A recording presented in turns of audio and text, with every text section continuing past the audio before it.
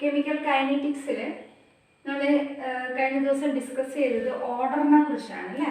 അപ്പോൾ ഓർഡർ എന്ന് പറയുന്നത് നമ്മളിപ്പോൾ ഒരു ജനറൽ ഇക്വേഷനിൽ തരികയാണെങ്കിൽ R=K(A)(x)(B)(y) എന്നുള്ള ഈ ഇക്വേഷനിലെ ഓർഡർ എന്ന് പറഞ്ഞാൽ ഞാൻ പറഞ്ഞു x+y ആണ്. ഇനി നമ്മൾ ഈ ഒരു ഇക്വേഷൻ നോക്കുള്ളൂ 2NO + O2 gives 2NO2. ഇവിടെ നമുക്ക് റേറ്റ് ലോ ഇക്വേഷൻ അല്ലെങ്കിൽ റേറ്റ് ഇക്വേഷൻ R=K(NO2)O2 ആണ് എഴുതുന്നത്. അപ്പോൾ ഓർഡർ എത്രയാണ്? 2 + 1 3 ആണ് ഓർഡർ വരുന്നത്. വേറൊരു ഇക്വേഷൻ ഒക്കെ കഴിഞ്ഞ ക്ലാസ്സിൽ നമ്മൾ പറഞ്ഞതാണ് CHCl3 + Cl2 gives CCl4 + HCl. ഇവിടെ റേറ്റ് ഇക്വേഷൻ കിട്ടുന്നത് R=K(CHCl3) × Cl2⁻². അതായത് ഓർഡർ എത്രയാണ് വരുന്നത്? 1.5 അല്ലെങ്കിൽ 3/2 ആണ്. ഈ വാല്യൂസ് ഞാൻ പറഞ്ഞു, ഈ ഓർഡർ എന്ന് പറയുന്നത് നമുക്ക് കിട്ടുന്നത് it is only from the experiment. അല്ലാതെ ഒരു ഇക്വേഷൻ നോക്കി നമുക്ക് എന്താണ് ഇതിന്റെ പവർ എന്ന് പറയാൻ പറ്റില്ല. അപ്പൊ അത് കിട്ടുന്നത് എപ്പോഴും എവിടെ നിന്നാണ്? എക്സ്പെരിമെന്റ് നിന്നാണ്. And it is again found that in the case of the decomposition of ammonia in presence of platinum metal സർഫസിൽ വെച്ച് അമോണിയ ഡീകമ്പോസ് ചെയ്ത് നൈട്രജനും ഹൈഡ്രജനും ആകുന്ന പ്രോസസ്സിൽ the rate is found to be independent of the concentration of ammonia. അമോണിയയുടെ കോൺസെൻട്രേഷനെ depend ചെയ്യുന്നില്ല. അതായത് നമുക്ക് ഇങ്ങനെ എഴുതാം, rate is R=K × NH3. Concentration of NH3 ⁻0 ആണ്. അപ്പോൾ ഇവിടെ ⁻0 എന്ന് വെച്ച് കഴിഞ്ഞാൽ the rate is independent of the concentration of ammonia. അപ്പോൾ ഇവിടെ നമുക്ക് ഓർഡർ എന്താ കിട്ടുന്നത്? 0 ആണ്. അപ്പോൾ ഓർഡറിന്റെ പ്രത്യേകതകൾ എന്തൊക്കെയാണ്? ഓർഡർ എന്ന് പറയുന്നത് it is an experimental quantity. രണ്ടാമത് it may be whole number, അതായത് ഒരു പൂർണ്ണസംഖ്യ ആവാം, or it may be fraction, or it may be zeros. ഇനി നമ്മൾ കണ്ടുപിടിക്കാൻ പോകുന്നത് റേറ്റ് കോൺസ്റ്റന്റ് കെയുടെ യൂണിറ്റ് ആണ്. എന്താണ് കെയുടെ യൂണിറ്റ്? കെയുടെ യൂണിറ്റ് ഓർഡർ അനുസരിച്ച് മാറിക്കൊണ്ടിരിക്കും. സീറോ ഓർഡർ റിയാക്ഷൻ്റെ യൂണിറ്റ് കെയുടെ യൂണിറ്റ് ആയിരിക്കില്ല, ഫസ്റ്റ് ഓർഡർ റിയാക്ഷൻ ഉണ്ടാവുക. നമ്മൾ എങ്ങനെയാണ് അത് കണ്ടുപിടിക്കാൻ പോകുന്നത് നോക്കാം. നമ്മളൊരു ജനറൽ റിയാക്ഷൻ എടുക്കുന്നു. AA + BB gives CC + DD എന്നുള്ള ജനറൽ റിയാക്ഷൻ. അവിടെ നമ്മൾ റേറ്റ് ലോ ഇക്വേഷൻ പഠിച്ചിട്ടുണ്ട്. R=K × concentration of A⁻x B⁻y. ഇനി നമുക്ക് K കിട്ടുന്ന വിധത്തിൽ ഒന്ന് മാറ്റി എഴുതാം. അതായത് K = R / A⁻x B⁻y. Okay, then നമുക്ക് ഇതിന്റെ യൂണിറ്റ് ആണല്ലോ കണ്ടുപിടിക്കേണ്ടത് Kയുടേത്. ഇനി നോക്കാം നമുക്ക്. സപ്പോസ് ഈ റിയാക്ഷനിൽ എയും ബിയും ഈക്വൽ ആണെന്ന് കരുതാം. എയും ബിയും രണ്ടും ഒന്ന് തന്നെയാണെന്ന് കരുതാം. അപ്പോൾ നമുക്ക് റേറ്റിന്റെ യൂണിറ്റ് എന്ന് പറയുന്നത് കോൺസെൻട്രേഷൻ ബൈ സെക്കൻഡ് ആണ്. എന്താണ് rate? It is the decrease in the concentration of reactance per unit time or increase in the concentration of product per unit time. അപ്പോൾ റേറ്റിന്റെ യൂണിറ്റ് എന്താണ്? കോൺസെൻട്രേഷൻ ബൈ സെക്കൻഡ് ആണല്ലോ. Then ഈ രണ്ടെണ്ണവും concentration term ആണല്ലോ. A എന്ന് പറയുന്നത് concentration of A, this one concentration of B. ഞാൻ പറഞ്ഞു എയും ബിയും ഈക്വൽ ആണെന്ന് കരുതിയാൽ നമുക്കിത് രണ്ടും കൂടെ കോൺസെൻട്രേഷൻ ഓഫ് എ എന്നുള്ള ടേം മാത്രം ഉപയോഗിക്കാം. ⁻x+y എന്ന് എഴുതാം. ഇനി x+y എന്ന് പറയുന്നത് n ആണെന്ന് കരുതുക. x+y n ആണെങ്കിൽ ഇതിനൊന്നുകൂടെ മാറ്റി എഴുതാം. റേറ്റിന്റെ unit concentration by second into a എന്ന് പറയുന്നത് കോൺസെൻട്രേഷൻ ആണല്ലോ. അപ്പോൾ 1/concentration raised to n കിട്ടും. ഓക്കെ, ഇനി എന്താണ് കോൺസെൻട്രേഷൻ എന്ന് പറയുന്നത്? It is mall per litre ആണ് അല്ലേ. മോൾ പെർ ലിറ്റർ ആണ്. ഡിവൈഡഡ് ബൈ സെക്കൻഡ് ഇൻറ്റു 1/, ഇത് കോൺസെൻട്രേഷൻ എന്താണ്? മോൾ per litre all raised to n. Then what is the unit of K? K = നമുക്ക് ഇങ്ങനെ എഴുതാം, മോൾ പെർ ലിറ്റർ. ഇത് ഇവിടെ 1 ഉണ്ടല്ലോ, മോൾ പെർ ലിറ്റർ 1 അല്ലേ. 1 - n അല്ലേ വരുന്നത്. സെക്കൻഡ് ഇൻവേഴ്സ് എഴുതാലോ. സെക്കൻഡ് മേലേക്ക് വരുമ്പോൾ സെക്കൻഡ് ഇൻവേഴ്സ് ആവില്ലേ. ഇനി mole per litre divided by mole per litre n time raised to n എന്താ വരിക? മോൾ പെർ ലിറ്റർ 1 - n, മേലെയുള്ള മൈനസ് താഴെയുള്ള n അല്ലേ. 1 - n. അപ്പോൾ ഇതാണ് ജനറൽ ആയിട്ട് കെ എന്നുള്ള റേറ്റ് കോൺസ്റ്റന്റിന്റെ യൂണിറ്റ് കണ്ടുപിടിക്കാനുള്ള ജനറൽ ഫോർമുല. അപ്പൊ ഇതാണ് ജനറൽ ഫോർമുല എന്ന് ഞാൻ പറഞ്ഞു. Rate constant K equal to mole per litre raise to 1 - n second inverse. എന്ന് പറഞ്ഞാൽ ഓർഡർ ആണ് അല്ലെ, ഏത് എക്സ്പെരിമെന്റ് അല്ലെങ്കിൽ ഏതാണോ ഇക്വേഷൻ അതിന്റെ ഓർഡർ ആണ് n എന്ന് പറയുന്നത്. അപ്പൊ നമുക്ക് നോക്കാം. For zero order reaction, order 0 ആണെങ്കിൽ what is the unit of K? K is equal to unit of K ആണ് കേട്ടോ. കെ ഈസ് ഈക്വൽ ടു എന്നല്ല, unit of K is equal to mole per litre raise to 1 - 0 order അല്ല, n 0 ആണ്, second inverse. അപ്പൊ എന്താ unit വരിക? It is equal to mole then per litre second inverse. Or നമുക്ക് ഒന്നുകൂടെ മാറ്റി എഴുതാം അതിനെ. Mole litre inverse per litre എന്നുള്ള ലിറ്റർ ഇൻവേഴ്സ് എഴുതാലോ, second inverse. Okay, this is the unit of zero order reaction. കെയുടെ യൂണിറ്റ്, സീറോ ഓർഡർ റിയാക്ഷൻ കെയുടെ unit ആണ് ഇത്, mole litre inverse second inverse. ഇനി for the first order reaction, order 1 ആണെങ്കിൽ, first order reaction എന്ന് പറഞ്ഞാൽ order 1 ആണെങ്കിൽ അതിനെയാണ് നമ്മൾ ഫസ്റ്റ് ഓർഡർ റിയാക്ഷൻ എന്ന് പറയുന്നത്. അപ്പൊ എന്താണ് ഈ കെയുടെ യൂണിറ്റ് വരുന്നത്? കെ ഈസ് ഈക്വൽ ടു, നമുക്കൊന്ന് ജനറൽ റിയാക്ഷനിലേക്ക് സബ്സ്റ്റിറ്റ്യൂട്ട് ചെയ്യാം.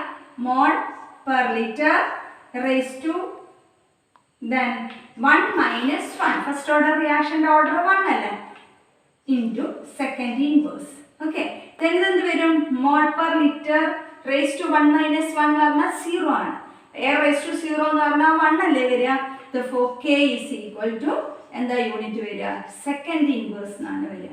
അപ്പൊ സെക്കൻഡ് ഇൻവേഴ്സ് ആണ് കെയുടെ യൂണിറ്റ് എങ്കിൽ അതിന്റെ അർത്ഥം അത് ഫസ്റ്റ് ഓർഡർ റിയാക്ഷൻ ആണ്. സെക്കൻഡ് ഓർഡർ റിയാക്ഷനിൽ നോക്കാം എങ്ങനെയാണ് യൂണിറ്റ് വരുന്നത് എന്നുള്ളത്. K equal to mole per litre order raise to 1 - 2, n 2 ആണല്ലോ, സെക്കൻഡ് ഓർഡർ ആണല്ലോ, സെക്കൻഡ് ഇൻവേഴ്സ്. അപ്പൊ അത് മാറ്റി എഴുതി കഴിഞ്ഞാൽ 1 - 2 എന്നുള്ളത് -1 വരും. Mole per litre order raise to -1 second inverse. അതിനൊന്ന് മാറ്റി റെഡിയാക്കി എഴുതി കഴിഞ്ഞാൽ ഇങ്ങനെയാണ് വരിക, mole inverse litre second inverse. അപ്പൊ കണ്ടല്ലോ, കെയുടെ യൂണിറ്റ് നമുക്ക് മാറിക്കൊണ്ടിരിക്കും ഏതനുസരിച്ച്, ഏത് ഓർഡർ ആണോ റിയാക്ഷൻ അനുസരിച്ച്. 0 ഓർഡർ ആണെങ്കിൽ നമുക്ക് വരിക mole litre inverse second inverse ആണ്. ഫസ്റ്റ് ഓർഡർ അതായത് ഓർഡർ 1 ആണെങ്കിൽ K equal to second inverse ആണ് വരിക. സെക്കൻഡ് ഓർഡർ അതായത് ഓർഡർ 2 ആണെങ്കിൽ അതിന്റെ unit mole inverse litre second inverse എന്നാണ് പറയുന്നത്. അപ്പൊ നമുക്ക് ഈ ജനറൽ ഇക്വേഷൻ ഉപയോഗിച്ച് ഏത് ഓർഡർ റിയാക്ഷന്റെയും യൂണിറ്റ്, റേറ്റ് കോൺസ്റ്റന്റിന്റെ യൂണിറ്റ് കണ്ടുപിടിക്കാൻ പറ്റും. ഓക്സിഡേഷൻ ഓഫ് ഈഥെയിൻ്റെ ഒരു ഇക്വേഷൻ ആണിത്. ഈഥെയിൻ ഓക്സിഡൈസ് ചെയ്യുന്ന ഓക്സിജനായി കമ്പൈൻ ചെയ്ത് കാർബൺ ഡൈ ഓക്സൈഡും വാട്ടറാണ് നമ്മുടെ ഫൈനൽ പ്രോഡക്റ്റ്. ഇത് കാണുമ്പോൾ നമുക്ക് തോന്നുക ഈഥെയിൻ ഓക്സിജനായിട്ട് കമ്പൈൻ ചെയ്ത് കാർബൺ ഡൈ ഓക്സൈഡും വാട്ടറും നമുക്ക് ഒറ്റ സ്റ്റെപ്പിലൂടെ ഉണ്ടാകുന്നതായിട്ടാണ് തോന്നുന്നത്. പക്ഷെ ആക്ച്വലി ഈ റിയാക്ഷൻ നടക്കുന്നത് പല സ്റ്റെപ്പുകളിലൂടെയാണ്. Ethane first it is oxidized to alcohol, then it oxidized to aldehyde, then it converted to acid, and then it give carbon dioxide and water. അപ്പോൾ സ്റ്റെപ്പുകൾ നോക്കിക്കോളൂ, റിയാക്ഷൻ ഇങ്ങനെയാണ് നടക്കുക. ആ ഈഥെയിനെ എന്തൊക്കെയായി മാറാം? ആദ്യം it give alcohol first, then it give alcohol give this aldehyde, then it give acid, and then it become carbon dioxide and water. അപ്പോൾ നമുക്ക് തന്നിരിക്കുന്ന ഇക്വേഷൻ കാണുമ്പോൾ ഒറ്റ സ്റ്റെപ്പിൽ റിയാക്ഷൻ നടക്കുന്നതായിട്ട് തോന്നാം. പക്ഷെ ആക്ച്വലി ആ റിയാക്ഷൻ നടക്കുന്നത് പല സ്റ്റെപ്പുകളിലൂടെയാണ്. അങ്ങനെ ഒന്നിൽ കൂടുതൽ സ്റ്റെപ്പുകളിലൂടെ റിയാക്ഷൻ നടക്കുകയാണെങ്കിൽ they are known as the complex reactions എന്നാണ് പറയാം. Complex reactions. ദെൻ അതേസമയം നേരത്തെ പറഞ്ഞ പോലെ ഒറ്റ സ്റ്റെപ്പിൽ റിയാക്ഷൻ നടക്കാം. സപ്പോസ് എ ഗിവ്സ് പ്രോഡക്റ്റ് എന്നുള്ള റിയാക്ഷൻ, എ എന്ന റിയാക്ടന്റ് ഒറ്റ സ്റ്റെപ്പിൽ തന്നെ പ്രോഡക്റ്റ് ആയി മാറുകയാണ്.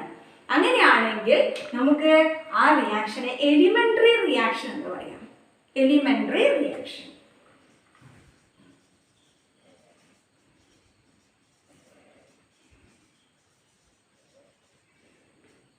ഓക്കെ, ദെൻ ഇങ്ങനെ ഒന്നിൽ കൂടുതൽ സ്റ്റെപ്പുകളിലൂടെ റിയാക്ഷൻ നടക്കുകയാണെങ്കിൽ, അതായത് കോംപ്ലക്സ് റിയാക്ഷൻസിന്റെ കേസിൽ ഏത് സ്റ്റെപ്പാണോ ഏറ്റവും സ്ലോ ആയിട്ട് നടക്കുന്നത് ആ സ്റ്റെപ്പാണ് ആ മൊത്തം റിയാക്ഷൻ്റെ ഓർഡർ തീരുമാനിക്കുക.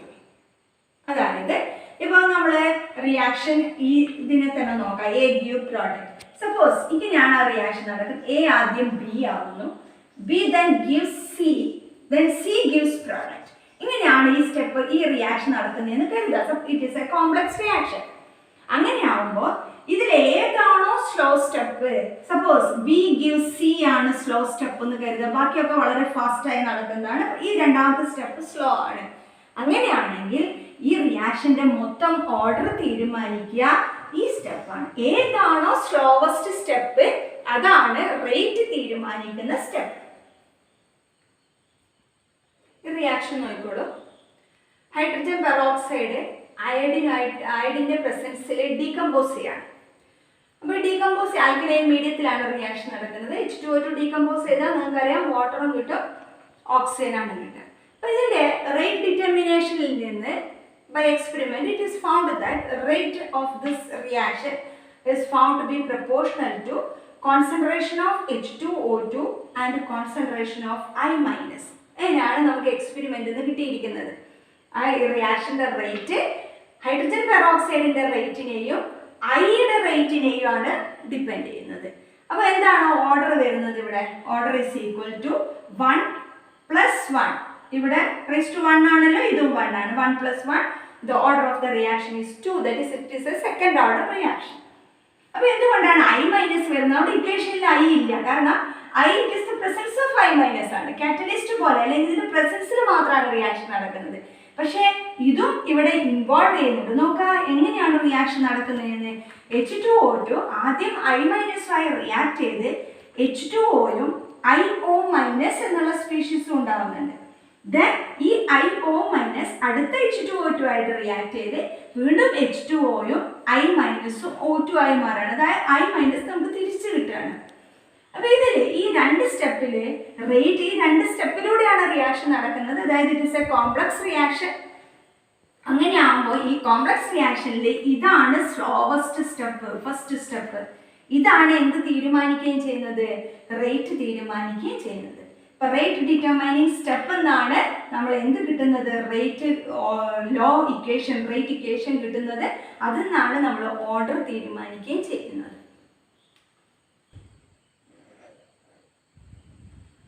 മോളിക്കുലാരിറ്റി എന്നുള്ളതാണ് അടുത്ത ടേം നമുക്ക് പഠിക്കാനുള്ളത്. മോളിക്കുലാരിറ്റി എന്ന് പറയുന്നത് the number of reacting species taking part in the elementary reaction which must collide simultaneously to bring about a chemical reaction. അതായത് ഒരു കെമിക്കൽ റിയാക്ഷൻ നടക്കണമെങ്കിൽ അതിലുള്ള റിയാക്ടിന്റെ മോളിക്യൂൾ തമ്മിൽ കൂട്ടിമുട്ടണം എന്നാണ് കൊളീഷൻ തിയറി പറയുന്നത്.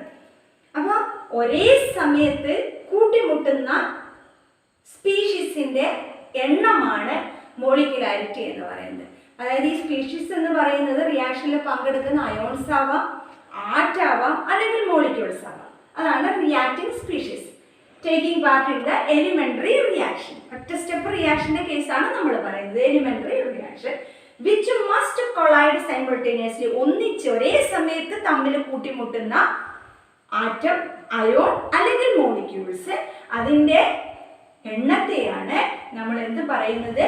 മോളിക്കുലാരിറ്റി എന്ന് പറയുന്നത്. അപ്പോൾ ഒന്നുകൂടെ നോക്കാം. നമ്പർ ഓഫ് റിയാക്ടിങ് സ്പീഷീസ്, ഞാൻ പറഞ്ഞു റിയാക്ടിങ് സ്പീഷീസ് അയോൺ, ആറ്റം അല്ലെങ്കിൽ മോളിക്യൂൾസ് ആവാം, taking part in the elementary reaction which must collide simultaneously to bring about a chemical reaction. അപ്പോൾ ഇവിടെ എക്സാമ്പിൾ നോക്കിക്കോളൂ.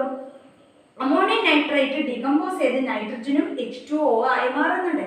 ഇവിടെ നമ്മൾ കാണുന്നത് ഒരു NH3 ആണ് റിയാക്ഷനിൽ പങ്കെടുക്കുന്നത്. Therefore the molecularity is 1. ഇവിടെ നോക്കിക്കഴിഞ്ഞാൽ 2 HI ആണ് ഡീകമ്പോസ് ചെയ്തത്. 2 HI തമ്മിൽ കൊളൈഡ് ചെയ്താണ് H2ഉം I2 ആയിട്ട് മാറുന്നത്. അതിൻ്റെ അർത്ഥം മോളിക്കുലാരിറ്റി 2 ആണ്. ഇവിടെ 2NO + O2, 2 NO മോളിക്യൂളും ഒരു ഓക്സിജനും കമ്പൈൻ ചെയ്ത് അല്ലെങ്കിൽ തമ്മിൽ കൊളൈഡ് ചെയ്താണ് നമുക്ക് NO2 ആയി മാറുന്നത്. അപ്പോൾ ഇവിടെ മോളിക്കുലാരിറ്റി 2 + 1 that is 3 ആണ്. ഇപ്പോൾ പൊതുവെ മോളിക്കുലാരിറ്റി 3 വരെ പോസിബിൾ ആയിട്ടുള്ളൂ. അതിൽ കൂടുതൽ വരുന്ന മോളിക്കുലാരിറ്റി പോസിബിൾ അല്ല. കാരണം 3ൽ കൂടുതൽ മോളിക്യൂൾസിന് ഒന്നിച്ച് കൊളൈഡ് ചെയ്ത് പ്രോഡക്റ്റായി മാറാനുള്ള സാധ്യത കുറവാണ്. അപ്പോൾ നമ്മൾ ഓരോ സ്റ്റെപ്പിലാണ് മോളിക്കുലാരിറ്റി, അല്ലെങ്കിൽ എലിമെന്ററി റിയാക്ഷൻസിലാണ് മോളിക്കുലാരിറ്റി തീരുമാനിക്കുന്നത്. Then what is the difference between order and molecularity? എപ്പോഴും നമുക്ക് പബ്ലിക് എക്സാമിൽ വരുന്ന ക്വസ്റ്റ്യൻ ആണ് എന്തൊക്കെയാണ് ഇവ തമ്മിലുള്ള വ്യത്യാസം. ഒന്നാമത്തെ വ്യത്യാസം തന്നെ ഓർഡർ എന്ന് പറയുന്നത് ഒരു എക്സ്പെരിമെന്റൽ ക്വാണ്ടിറ്റിയാണ്. അതേസമയം മോളിക്കുലാരിറ്റി എന്ന് പറയുന്നത് ഒരു തിയററ്റിക്കൽ ക്വാണ്ടിറ്റിയാണ്. നമുക്കൊരു ബാലൻസ്ഡ് ഇക്വേഷൻ ഒക്കെ കണ്ടെത്താവുന്ന ക്വാണ്ടിറ്റി മാത്രമാണ് മോളിക്കുലാരിറ്റി. ദെൻ രണ്ടാമത് ഓർഡർ എന്ന് പറയുന്നത് 0 ആവാം, ഫ്രാക്ഷൻ ആവാം, അതേപോലെ ഹോൾ നമ്പർ ആവാം. പക്ഷേ മോളിക്കുലാരിറ്റി എപ്പോഴും ഒരു ഹോൾ നമ്പർ ആയിരിക്കും. അര മോളിക്യൂൾ റിയാക്ട് ചെയ്തു, അല്ലെങ്കിൽ 3/4 മോളിക്യൂൾ റിയാക്ട് ചെയ്തു, അല്ലെങ്കിൽ 0 മോളിക്യൂൾ റിയാക്ട് ചെയ്തതൊന്നും നമുക്ക് പറയാൻ പറ്റില്ല. 1 മോളിക്യൂൾ 2 അല്ലെങ്കിൽ 3 അങ്ങനെ ഹോൾ നമ്പേഴ്സ് ആയിരിക്കും മോളിക്കുലാരിറ്റി വരുന്നത്. ദെൻ ഓർഡർ എന്ന് പറയുന്നത് it is applicable to elementary reactions as well as complex reactions. എല്ലാത്തിനും അപ്ലൈ ചെയ്യാം. എലമെന്ററി റിയാക്ഷൻസ് ആയാലും കോംപ്ലക്സ് റിയാക്ഷൻസ് ആയാലും നമുക്ക് ഓർഡർ ഉണ്ട്. കാരണം കോംപ്ലക്സ് റിയാക്ഷനിലെ ഓർഡർ എന്ന് പറയുന്നത് സ്ലോവസ്റ്റ് സ്റ്റെപ്പ് ആയിരിക്കും, അതിൻ്റെ ഓർഡർ ആയിരിക്കും മൊത്തം റിയാക്ഷൻ്റെ ഓർഡർ ആയിരിക്കുന്നത്. പക്ഷേ മോളിക്കുലാരിറ്റി എന്ന് പറയുന്നത് it is applicable only to elementary reaction. ഓരോ റിയാക്ഷൻ ഏത് സ്റ്റെപ്പാണ് ആ സ്റ്റെപ്പിലാണ് നമ്മൾ ഓരോ മോളിക്കുലാരിറ്റിയും തീരുമാനിക്കുന്നത്. മോളിക്കുലാരിറ്റി എപ്പോഴും എലിമെന്ററി റിയാക്ഷൻസിനാണ് അപ്ലൈ ചെയ്യുന്നത്. നമുക്ക് രണ്ടൊരു പ്രോബ്ലം നോക്കാം. Identify the reaction order from each of the following rate constants. അപ്പോൾ നമുക്ക് 2 റേറ്റ് കോൺസ്റ്റന്റ് തന്നിട്ടുണ്ട്. എന്നിട്ട് ഈ റേറ്റ് കോൺസ്റ്റന്റ് എന്ന് നമ്മൾ എന്ത് കണ്ടുപിടിക്കണം? ഈ റിയാക്ഷൻ്റെ ഓർഡർ എത്രയാണെന്ന് കണ്ടുപിടിക്കണം. അപ്പോൾ ഒന്നാമത്തതിൻ്റെ K is equal to 2.3 × 10⁻⁵ litre mole inverse second inverse. ഇതാണ് നമുക്ക് വേറെ വഴിയൊന്നുമില്ല കണ്ടുപിടിക്കാൻ. ഇതിൻ്റെ യൂണിറ്റ് എന്ന് വേണം ഇത് ഏത് ഓർഡറാണെന്ന് കണ്ടുപിടിക്കാൻ വേണ്ടി. അപ്പോൾ ഈ ഓർഡർ കണ്ടില്ലേ? കെയുടെ റേറ്റ് കോൺസ്റ്റന്റിൻ്റെ യൂണിറ്റ് എന്ന് പറയുന്നത് litre mole inverse second inverse ആണ്. അപ്പോൾ ഇത് ഏത് ആയിരിക്കും order? It is the second order reaction. Second ഓർഡറിൻ്റെ കെയുടെ യൂണിറ്റ് അല്ലേ ഇങ്ങനെ വരിക? അപ്പോൾ it is the second order reaction, second order ആണ്. ഇനി അടുത്ത് നോക്ക്, rate constant K unit second inverse ആണ്. സെക്കൻഡ് ഇൻവേഴ്സ് ആണ് റേറ്റ് കോൺസ്റ്റന്റ് കെയുടെ യൂണിറ്റ് എങ്കിൽ തീർച്ചയായും ഒരു സംശയം വേണ്ട, അത് ഫസ്റ്റ് ഓർഡർ റിയാക്ഷൻ ആയിരിക്കും, ഫസ്റ്റ് ഓർഡർ ആണ്. ഇനി അടുത്ത ക്വസ്റ്റ്യൻ നോക്കാം. The conversion of x to y follows the second order kinetics. അതായത് x എന്നുള്ളത് y ആയി മാറുന്ന റിയാക്ഷൻ ഒരു സെക്കൻഡ് ഓർഡർ റിയാക്ഷൻ ആണ്. If concentration of x is increased to 3 times, x ന്റെ കോൺസെൻട്രേഷൻ നമ്മൾ 3 മടങ്ങ് വർദ്ധിപ്പിക്കുകയാണ്. How will it affect the rate of formation of y? y യുടെ ഫോർമേഷന്റെ റേറ്റ് എന്താവും എന്നാണ് ക്വസ്റ്റ്യൻ. അപ്പോൾ നമുക്ക് ഇതിനെ ഒന്ന് റേറ്റ് ഇക്വേഷൻ എഴുതാം. R is equal to k into concentration of x square എഴുതിക്കൂടെ? എന്തുകൊണ്ടാണ്? It is second order kinetics ആണ്. അപ്പോൾ എക്സിന്റെ സെക്കൻഡ് ഓർഡർ ആണ് റിയാക്ഷൻ റേറ്റ് വരിക. അപ്പോൾ നമുക്ക് ഇക്വേഷൻ എഴുതാം. R equal to k into x raised to 2 അല്ലേ? ദെൻ നീ പറയുന്നത് നമുക്ക് റേറ്റ് കണ്ടുപിടിക്കണം. എപ്പോഴേ എക്സിന്റെ കോൺസെൻട്രേഷൻ 3 ഇരട്ടിയാക്കി, എക്സ് എന്നതിന് പകരം അത് 3x ആക്കി, അതിൻ്റെ പവർ കാണുക, സ്ക്വയർ കാണുക. Then we get k is equal to, sorry, R is equal to k into 9x square. അപ്പോൾ എന്തായി നോക്ക്, ഇതിനേക്കാളും 9 ഇരട്ടി കൂടി അല്ലേ? അപ്പോൾ rate of formation of y എന്ത് ചെയ്തു? It increases by 9 times.